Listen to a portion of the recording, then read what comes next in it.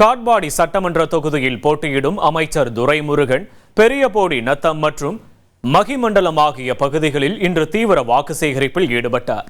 வழி நெடுக்கிலும் திரண்டிருந்த பொதுமக்கள் அவருக்கு உற்சாக வரவேற்பளித்தனர். பரப்புரை வாகனத்தில் இருந்தபடி பேசிய துரைமுருகன் திமுக அரசின் சாதனைகளையும் தேர்தல் அறிக்கையில் இடம்பெற்றுள்ள முக்கிய அம்சங்களையும் பட்டியலிட்டார். தற்போது 1,31,00,000 பெண்கள் 1000 ரூபாய் உரிமை தொகையை பெற்று வருவதாக கூறிய துரைமுருகன், மீண்டும் திமுக ஆட்சி அமைந்தால் இந்த தொகை 2000 ரூபாயாக உயர்த்தப்படும் என வாக்குறுதி அளித்தார். தனக்கு அளிக்கப்பட்ட உற்சாக வரவேற்பிற்கு நன்றி தெரிவித்த துரைமுருகன், மதசார்பற்ற முற்போக்கு கூட்டணிக்கு ஆதரவளித்து உதயசூரியன் சின்னத்தில் வாக்களிக்குமாறு பொதுமக்களிடம் கேட்டுக்கொண்டார். மகளிர் உரிமை தொகை 1000 ரூபாயாக மாதம் தாய்மார்கள் வாங்கிக் கொண்டிருந்தீர்கள்.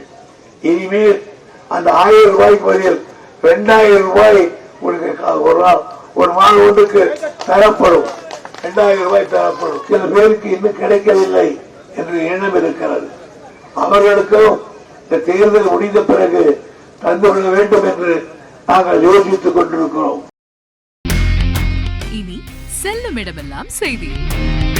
தந்தை டிவியின் வாட்ஸ்அப் சேனலை ஃபாலோ பண்ணினா செல்ல இருக்கும் இடமெல்லாம் செய்தி. இதோ QR கோட் இப்பவே ஸ்கேன் பண்ணுங்க, ஃபாலோ பண்ணுங்க.